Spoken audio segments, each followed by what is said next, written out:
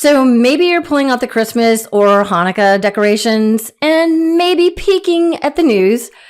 I guess you are if you're watching Midas, and welcome back. We are glad to have you. My name is Suri Crowe. Let's get into it. Okay, I know the last few weeks have been super rough for a lot of us. I want to be transparent and let you know that I go back and forth between I'm back in the ring, I'm ready to pounce, and then I see a picture of President Biden or Dr. Jill or Vice President Kamala and Doug or Tim Walz, and I feel the tears welling up in my eyes, even talking about it right now. And I'm just like, how did we go so wrong as a nation? And then there's the nonstop onslaught of horrors that are coming with the not yet in office Orange Man, the party of terribles, as I like to refer to them, from the fear of losing my health care to a crashing economy to, look, he wants to start wars with Mexico and annex Canada. I saw this meme and it really summed up my feelings about this particular moment in history perfectly. Dear God, am I living in a Stephen King book by Judy Blume? I thought that was just so accurate. Yes, I know it's a horror show, but Americans have no idea what it's like to live under a dictatorship or fascist rule. In fact, I dare say that most Americans who voted for Trump, other than the fascists themselves, have no idea what the word fascist, oligarch, plutocrat, or kleptocracy even means. Most Americans don't have a reading comprehension better than a fifth grader. A fifth grader. That includes the incoming president. In fact, most Americans born after World War II have had it damn good, and they can't imagine a world without rights and freedoms that they have always known.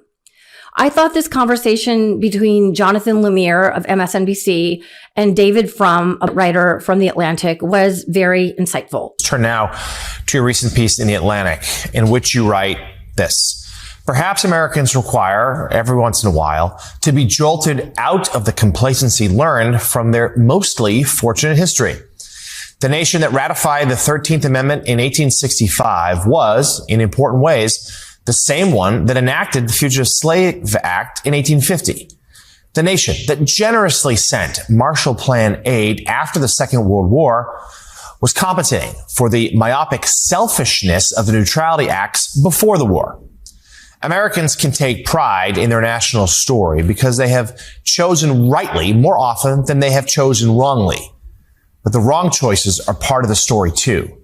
And the wrong choice has been made again now. So David, my question for you, my inevitable question to you is, those examples we just cited are moments when the United States, in your view, made the wrong choice and then corrected itself, found itself back to where it needed to be, made the right decision. Do you have confidence that the country will do so again? I have hope. Isn't that enough? To say you're confident means that you think of the future as something that exists and that you can make statements about. I think those people in the United States who were born after the Great Depression, the Second World War, who grew up in the years when the country became more democratic and the years of civil rights and the inclusion of women and the extraordinary prosperity after the war, have lived an amazingly fortunate story, maybe the most fortunate story of any human beings in the history of the human race. So there's a kind of tendency to think that's the way it always has to be, and to not understand there are forks in the road where important decisions were made or not made. We have to get back onto the right track. Nothing is promised and nothing is guaranteed. But maybe, I know a lot of people who watch networks like this one are kind of demoralized right now.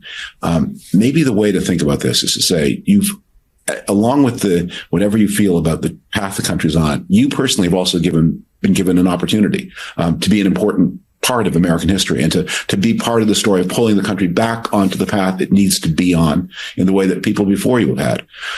When I talk to youth groups often, I just be grateful to be alive at a time when your country needs you, because it needs you now. Yes, the country does need us. In fact, it always has, but Americans have become, unfortunately, quite complacent in democracy, and it's slipping away from us.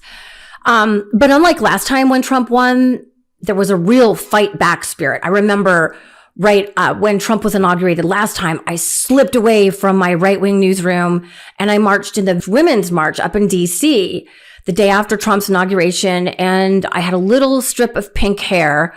And when I returned to my newsroom, my then news director reamed me about this little strip of pink hair. Ridiculous. And that's why I love to rock pink hair now, because it's my like breakaway moment, my, take this corporate overlords. Why I've loved having pink hair ever since, whenever I can. And this time there seems to be like a sense of depression. And Susan Page, who is the DC bureau chief for USA Today, notes that.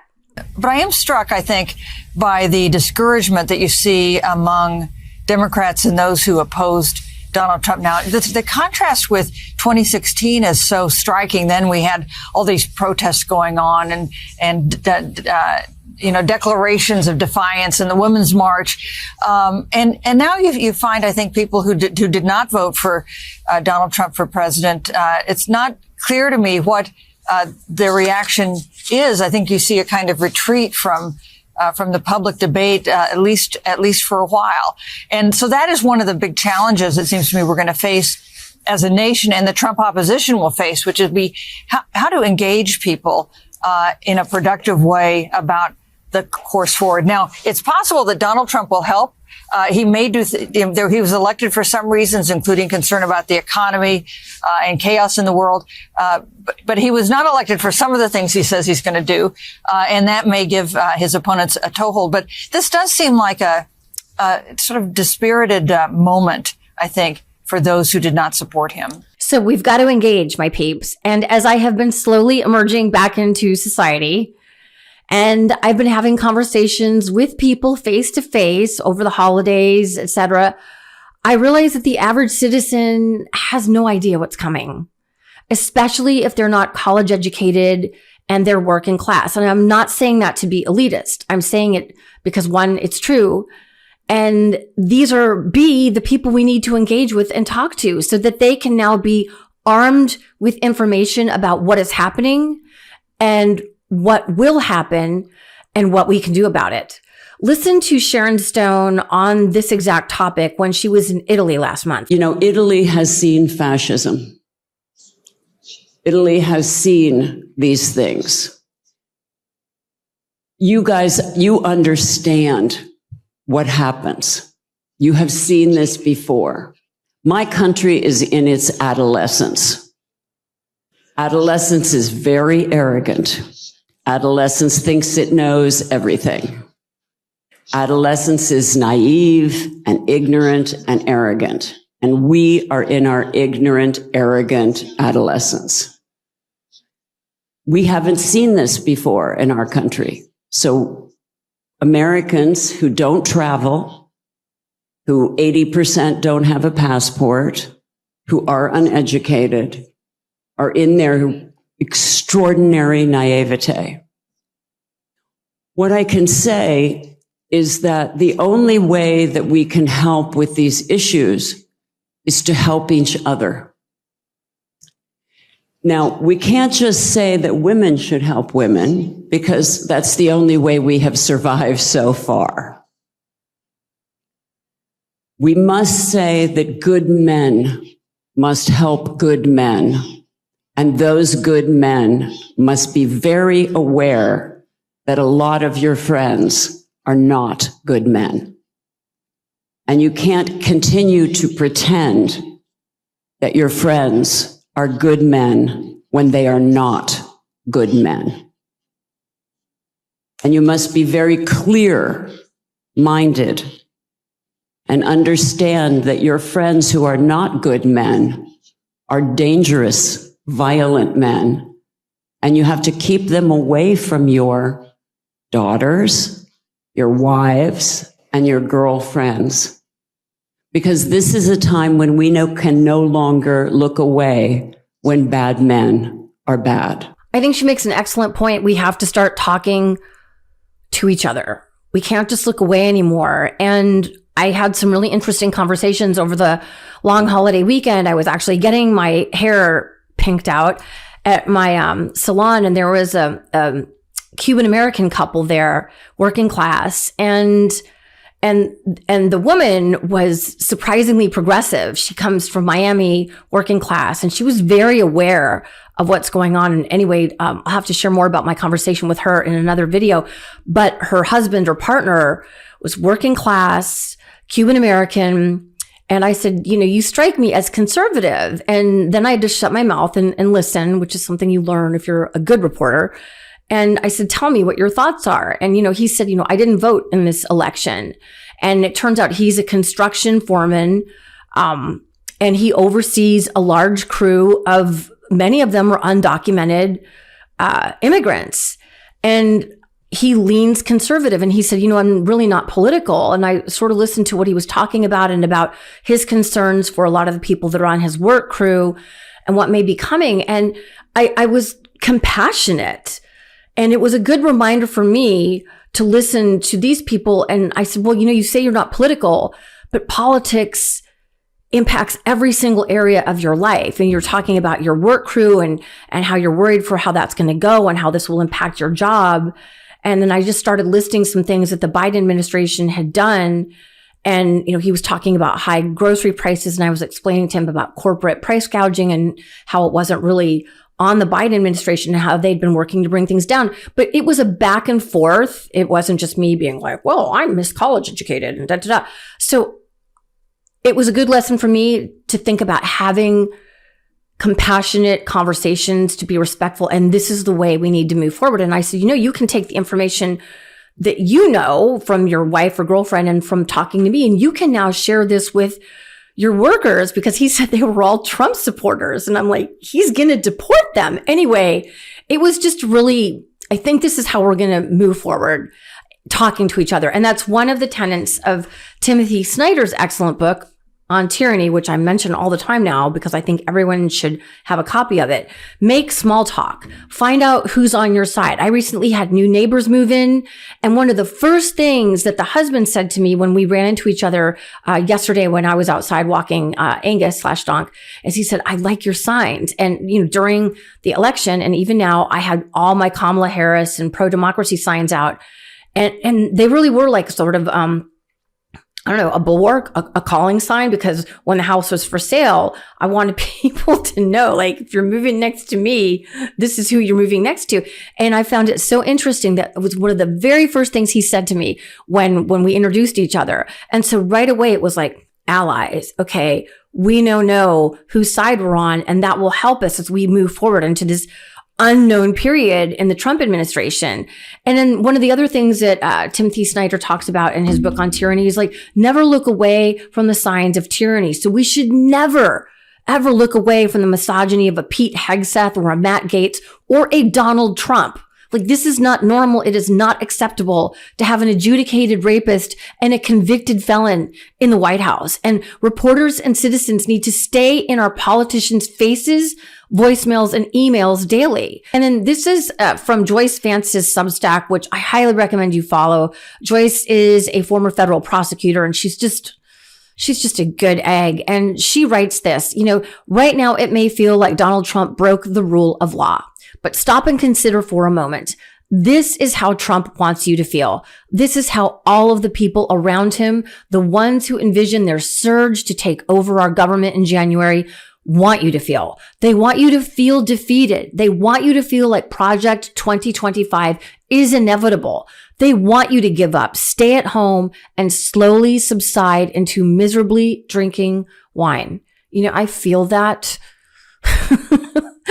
The wine on the sofa, I feel that.